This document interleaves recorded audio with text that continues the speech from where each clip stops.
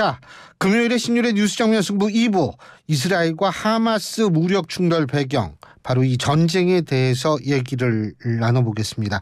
중동 문제 전문가시죠? 한양대 문화인류학과 이희수 명예 교수님 전화 연결하겠습니다. 교수님 안녕하세요. 네, 안녕하세요. 예. 이번에 이 이스라엘하고 하마스 간의 전쟁, 이것의 근본적인 원인은 뭐라고 보십니까? 생존권이 위협당하는 막다른 골목의 절박한 상태에서 이게 가자 지구의 하마스라는 무장 정파가 자기 존재감을 나타내기 위해서 극단적인 대이스라엘 공격을 벌인 거고요. 네. 지금 16년간 230만 명의 가자 지구는 이스라엘에 의해서 완벽하게 봉쇄돼서 물과 전기, 생필품까지 통제당하고 있는 자신들의 표현에 의하면 16년간 창살 없는 집단 감옥에 있다. 이제 국제사회가 이제 외면을 하고 있는 상황에서 더 이상 살 수 없다.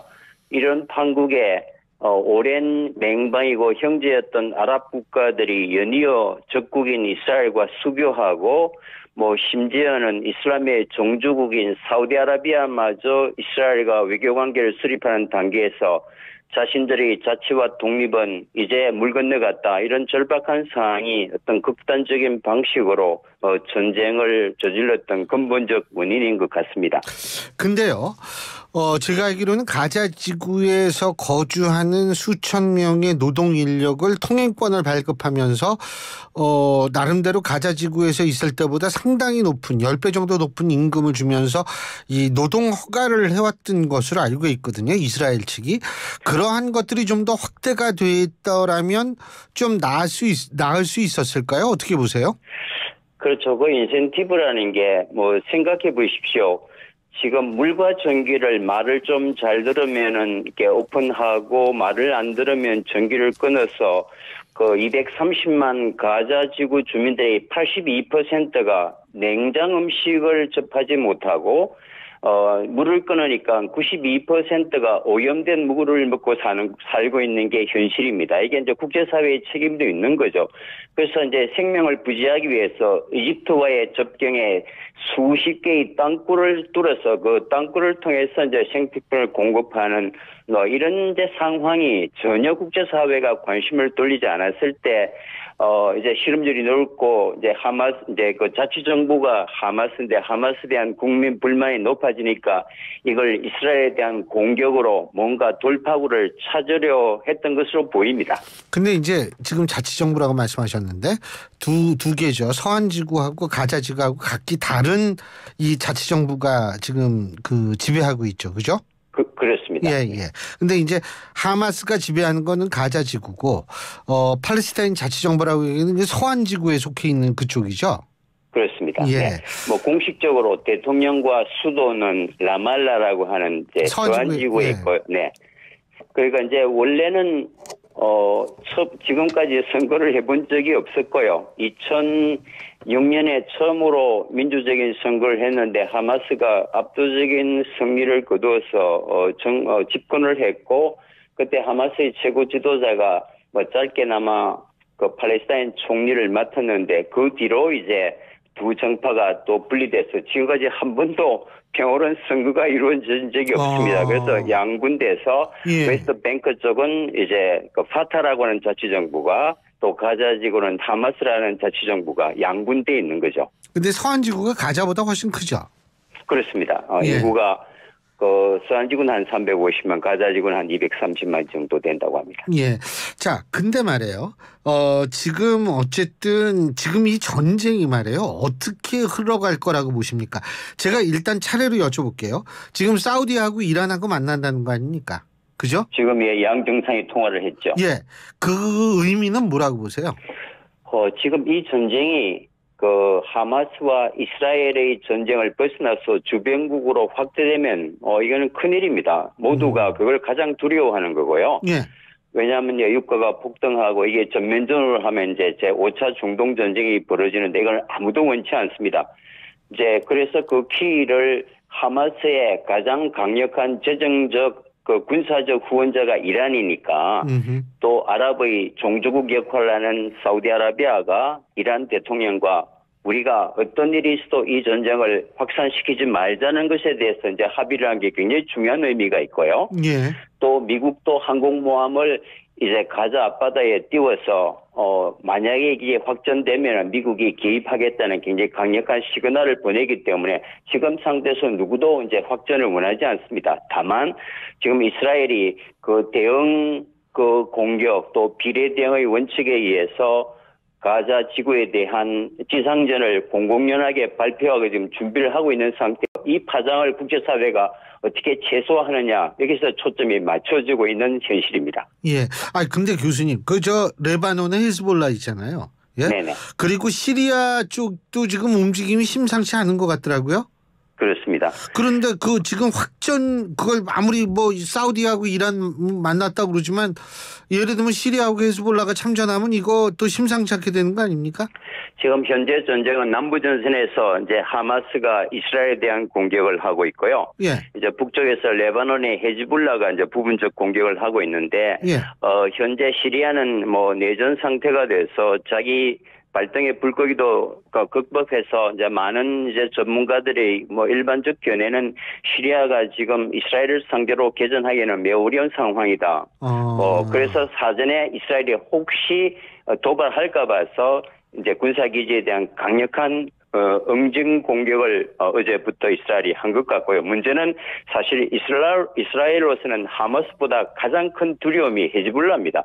사실 하마스는 국제법에 의해서 무장을 하지 못하기 때문에 하마스 내에서는 탱크 한 대, 전투기 한 대 없는 나라거든요. 그냥 사제 로켓을 쓰는데 헤즈볼라는 사실 레바논이 집권 상태고 강력한 군사력을 가지고 있습니다. 예. 그래서 이스라엘이 사실은 더 두려워한 것은 헤즈볼라고. 근데 헤즈볼라가 지금 계속 이제 공격을 하고 있고 헤즈볼라의 모든 자원과 무기는 이란으로부터 옵니다. 이란의 아바타 역할을 하기 때문에 이제 이란을 지금 이제 압박하면서 헤즈볼라에 대한 지원을 하지 못하도록 지금 국제사회가 총력을 기울이고 있는 것 같습니다. 잠깐만요, 교수님. 헤즈볼라는 시아입니까, 순입니까? 헤즈볼라는 시아파고요. 하마스는 순니입니다. 순니죠. 지금 이제 순니 시아라는 것은 별로 의미가 없어졌고요. 지금 없어졌어요? 예, 자국 이해관계에 따라서 이합 집산하는 상태입니다. 아, 그렇군요. 이란도 시아죠, 그죠? 그렇습니다. 그래서 이란이 같은 시아파인 헤즈볼라를 강력히 지원하고 또 순니파인 하마스도 이란이 지금까지 직간접적으로 지원해 왔습니다. 그거 옛날에 사이가 되게 안 좋던데 지금은 그런 의미가 없어진 모양이죠? 예, 이게 사실은 지금은 거의 순니 시아 종파 이해관계보다 미국과 이스라엘과 사우디 편이냐 아니냐 이런 걸로 나뉘고 있습니다. 그러면 교수님이 중동 문제 전문가시니까 이거 좀 어떻게 아랍 전체로 확전이 될 거라고 보십니까? 어떻게 보십니까? 저도 개인적으로 확전이 안 될 거라고 보고 일단 이제 국내 전문가들도 확전되지 않을 거라는데 이제 무게 방점이 이제 지켜져 있는데 왜냐하면 일단 하마스가 저항 능력이 없습니다. 그다음에 이제 헤즈볼라가 이제 개입하지만 헤즈볼라 이외에 주변에 있는 어떤 강대국들도 심지어 그 서안 쪽에 있는 파타조차도 지금 개전을 끓이고 있거든요. 같은 팔레스타인 민중인데 한편인 팔레스타인 서안 쪽의 팔레스타인 사람들이 이스라엘과 협력을 통해서 평화적으로 해결하려는 확고한 방향을 가지고 있기 때문에 사실 이게 아랍 전체 국가로 확전할 가능성은 현재로서는 보이지 않습니다. 물론 전쟁이라는 게 변수는 많겠지만 물론 그렇죠. 이게 감성적인 요소도 들어가기 때문에. 근데 이 이스라엘하고 하마스 간의 전쟁이 오래 끌 거라고 보세요?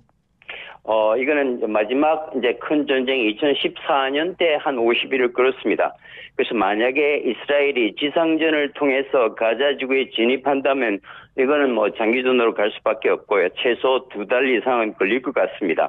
왜냐하면 그러면 이제 수많은 민간인들 희생이 일어나고 아이들과 이제 여성들의 이제 피해가 국제 언론에 보도되면 여론이 나빠지면 그다음에 이스라엘 국내 여론도 이 정도면 보복이 됐다고 하면 그다음에 이제 휴전 선언에 들어가겠죠. 그 시기까지는 최소 한 2달 정도로 보고요. 그래서 여기 이제 이스라엘 대사도 한 8주간에 끝내겠다고 하는데 끝내기는 어렵습니다만은 이게 짧게 끝날 전쟁은 아닌 것 같습니다. 근데 그 지상 투입할 거라고 보시죠? 지금 국내 여론이 이제 1,300명이 죽어나가고 지금 이제 네타냐후 강경 정부가 굉장히 약한 연정인데 그 정권이 무너지게 생겼는데 국내 정치 입장에서는 지상전을 파견하지 않을 수 없겠죠. 그러나 미국이나 이제 주변 국가가 지상전이 들어가면 인명피해가 너무 크니까 이걸 못하도록 계속 이제 블링컨 미 국무장관이 이제 급히 이스라엘 총리를 만났는데도 여기서 이견이 노출됐기 때문에 뭐 공격은 하지 안 할 수 없을 것 같습니다. 근데 그것만이 그래서 지금 교수님 말씀대로 사상자가 많았을 경우에는 이스라엘이 국제 여론에서 상당히 불리해질 수 있는 상황 아니에요? 뭐 지금까지 뭐 이스라엘은 안보 철학이 뭐 좀 다르지 않습니까? 왜냐하면 22개 적국으로 둘러싸여 있기 때문에 공격받았을 때 그 몇 배의 그 비례적 대응을 한다는 것이 지금 50여 년 동안 이스라엘이 견지해왔던 일관된 하나의 응징 보복의 군사작전의 형태니까 그 1,300명, 왜냐하면 50년 만에 처음으로 74년 전쟁 이후에 영토를 잠식당해서 그 육군과 공군의 300명이 소수를 강탈당하고 민간인이 인질 납치당한 처음 있는 일이거든요. 예. 그래서 아마 이스라엘이 그냥 넘어가지는 못할 것 같습니다. 지금까지 50여 년의 그 기본적 전쟁 개념에 비추어서 우리가 본다면요. 자, 유가는 어떻게 될 거라고 보세요? 유가는 뭐 당장 전쟁 위기가 돌면은 뭐 일부는 뭐 한 4%, 5% 지금 유가가 됐다는데 그건 뭐 전쟁의 확전 여부겠죠.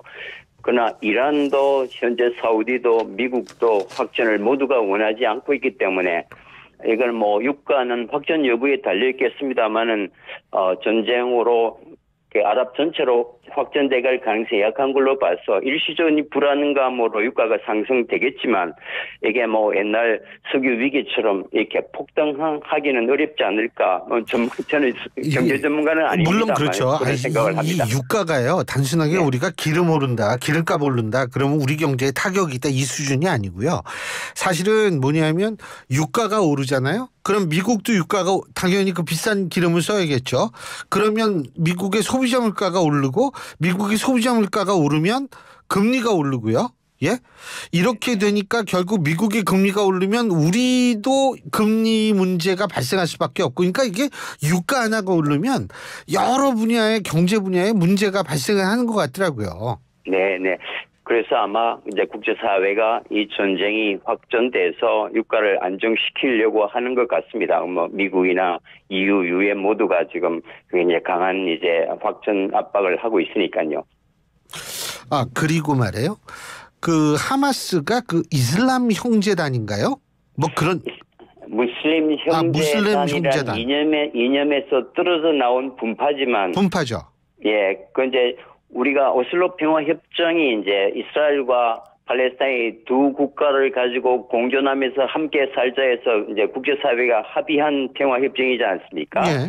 그때 이제 서한 쪽에 있는 PLO, 파타 쪽은 그걸 받아들였지만 당시 하마스는 지금까지 우리가 이스라엘에 속아왔는데 그런 달콤한 평화를 받아들일 수 없다. 우리는 끝까지 저항과 투쟁을 통해서 우리 자치와 독립을 쟁취하겠다. 이게 하마스입니다.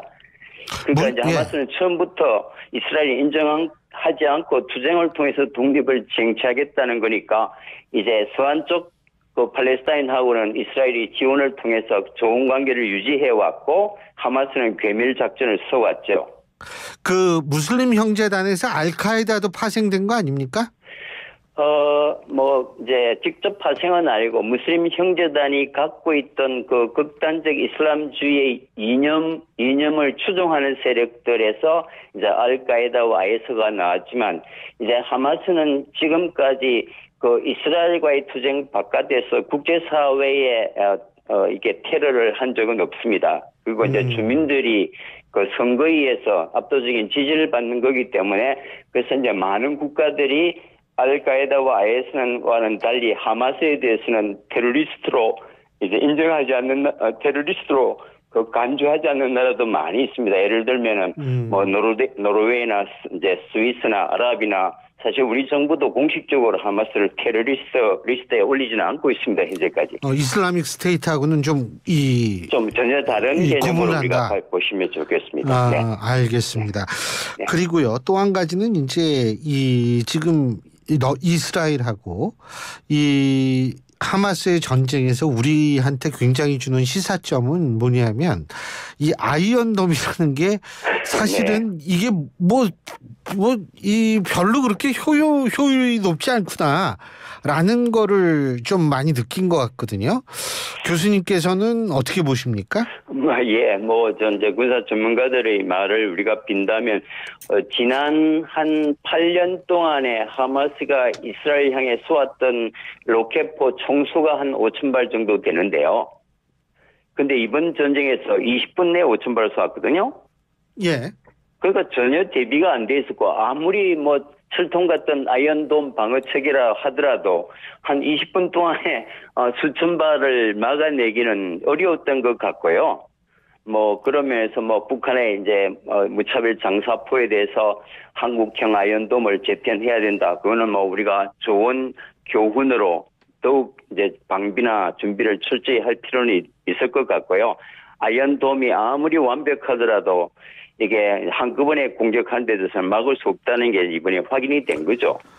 그러니까 그게 지금 우리나라는 북한의 장사정포를 포함해서 시간당 16,000발을 서울로 쏟아부을 수가 있거든요. 근데 와, 네. 5,000발의 이 아이언돔이 그렇게 무용지물이 됐는데 이건 근 3배거든요. 네네. 그러니까 우리도 방어 체제를 이제 근본적으로 다시 한번 재점검할 필요가 있을 것 같습니다. 그렇죠. 하마스의 이스라엘 공격을 교훈으로 삼아서. 그래서 어쨌든 지금 이제 상황이 이렇게 됐는데 이 하마스가 인질들을 어떻게 할 거라고 보십니까? 그게 가장 큰 문제입니다. 근데 지금까지 전례로 보면은 이제 사실 50년간 하마스와 이스라엘은 일상적으로 전쟁을 해오고 있었거든요. 근데 인질을 납치해서 살해한 전례는 거의 없습니다. 이 알카에다나 IS와는 달리. 그러나 이번에 이제 약 100여 명 이상의 인질들을 가져서 첫 번째 목적은 이스라엘에 있는 팔레스타인 포로와 어떤 교환 수단으로 또 만약에 이스라엘이 지상전을 통해서 이제 진입할 때 인간 반뼈로 쓰겠다는 이제 다목적 얘기인데 지금은 만약에 지상전을 통해서 민간인 학살이 일어나면 우리가 인질들을 차례차례 살해하겠다고 이제 위협을 하는데 그렇게 되면 정말 걷잡을 수가 없죠. 그래서 저는 하마스는 아직까지는 이거는 어떤 선전용으로 하는 것 같고요. 만약에 인질을 살해한다면 완전히 국제사회에 고립돼서 하마스의 괴멸을 이게 재촉할 거기 때문에 아마 단언할 수 없습니다만은 그래서 이제 지상군의 진입과 별도로 이집트나 다른 나라들이 적극적으로 중재해서 인질 협상은 아마 별도로 투 트랙으로 지금 협상을 진행 중인 걸로 이렇게 이해하고 있습니다. 자, 교수님이 볼 때 이 전쟁의 끝은 어떻게 끝날 거라고 보십니까? 끝은 없습니다. 끝은 없다. 예. 근데 어떻게 되냐면 이제 지상군이 진입하면 하마스의 저항 영역을 현저히 상실시키겠죠. 그러나 하마스 괴멸이라는 것은 현실적으로 불가능합니다. 왜냐하면 하마스라는 게 주민들의 지지 속에 있는 거고 물론 반대하는 사람도 있겠지만 그다음에 시민들 속에 있기 때문에 하마스의 완전 괴멸이라는 것은 230만 가자 주민의 생명을 함께 위협한다는 것과 동의하기 때문에 이게 대응 능력을 현저히 상실시키는 효과는 있겠지만 하마스의 이제 완전 괴멸은 어렵다. 어느 정도 민간인 희생에서 이스라엘은 이제 휴전을 받아들이고 이제 철수하면서 다시는 하마스가 이제 일어나지 못하도록 국제적 고립을 할 거고 또 이제 이렇게 가자지구 주민들을 하마스와 분리시켜서 여론의 지지를 뺏어버려서 자치정부 역할을 하지 못하는 이런 양면 전술을 좀 쓰겠죠. 아마 미국과 EU도 그런 전술을 쓰고 있는 것 같습니다. 아니 지금 철수를 하면서 하마스와 주민들을 분리시키는 게 가능합니까? 제가 보기에는 이제 가능하지 않습니다. 그런데 지금 이제 극단적인 방식을 쓰지 않습니까? 이제 물과 전기를 완전히 끊었고 유일하게 가자에 돌아가는 발전소를 셧다운 시켜가지고 지금 병원에 환자를 수술을 못하고 전기가 없으니까 그런 이제 지역의 상태가 계속되면 주민들이 이 하마스를 믿고 하마스와 함께 언제까지 우리 생존을 담보할 수 없다는 그런 비판적인 여론이 일어날 거고, 그래서 오늘 이제 이스라엘 군 당국이 이제 선언한 것은 이제 우리가 너희들의 생명을 담보할 수 없다. 나머지는 그러면 중간에 가자 협곡 이남으로 안전지대를 찾아서 피신하라는 최후 경고를 보내지 않았습니까? 이게 결국 이제 하마스와 이제 가자 주민들을 서로 분리시키고 그걸 디바이드 앤 컨트롤 하려고 하는 이제 그 시작인 것 같습니다. 그러니까 결국은 가자 지구에 있어서 근데 지금처럼 이 사실 무차별 공습을 해가지고 가자 지구에 있는 사실 수많은 또 시민들이 일터를 잃고 인명이 살상되고 이런 상황 아니겠습니까? 지금 네네. 병원은 뭐 발전기로 돌린다며요. 예? 지금 발전기가 셧다운돼서 발전기도 뭐 대부분의 병원은 지금 이제 전혀 부상자를 치료할 수 없는 상황 최악의 상태인 것 같습니다. 그러니까 이제 이게 그런 면에서 이스라엘도 뭐 국제사회의 책임 있는 일원으로 그 공격 당한 데 대한 비례 대응의 그 권리를 내세우겠지만 이 민간인이 이렇게 고통당하면 이런 전쟁을 계속하기는 어려울 것 같습니다. 그래서 하마스를 가능한 표적 공격을 통해서 최대한 괴멸시켜 놓고 이제 어떤 휴전에 나설 수밖에 없겠죠. 그 시기가 얼마나 오래 갈 건가, 한 2달 이상 걸리지 않을까, 뭐 이렇게 예측하는 거죠, 저희들이. 한 가지만 더 여쭙겠습니다. 지금 사우디아라비아 같은 경우에 네옴시티 우리나라 기업들이 또 거기에 많이 참가한다라고 얘기를 하지 않습니까? 네. 그 부분이라든지 아니면은 우리가 엑스포 또 사우디하고 경쟁을 하고 있고 이런 부분에 영향이 있을까요? 이번 이 사태가요? 뭐 굉장히 큰 영향이 있습니다. 사실 우리가 아랍에미레이트, 카타르, 사우디아라비아, 이집트, 터키 쪽에 어마어마한 경제 투자를 하고 있고 우리 방산 수출의 가장 큰 시장이 중동인데 예. 이게 중동의 이제 불안정성이 계속되면 우리 경제에도 굉장히 큰 타격을 이제 입게 되는 거고요. 네옴시티가 지금 이제 1,300조 지난 100년 인류 사이 최대의 공사를 하고 있고 전체 공정의 약 13%를 한국 기업이 참여하고 있는데 예. 뭐 이렇게 되면 이 공사가 이제 지연될 수밖에 없고 그러게 되면 이게 뭐 우리 경제에도 직격탄을 맞게 됩니다. 그래서 우리로서도 가능한 적극적인 중재에 나서서 이 전쟁이 확전되지 않도록 좀 외교적인 역량, 좀 이니셔티브를 질 필요가 있는데, 예. 뭐 그런 면에서 약간 아쉬운 점도 있습니다. 예, 잘 알겠습니다. 오늘 말씀 잘 들었습니다. 고맙습니다. 네, 감사합니다. 예, 지금까지 한양대학교 문화인류학과 이희수 명예교수였습니다.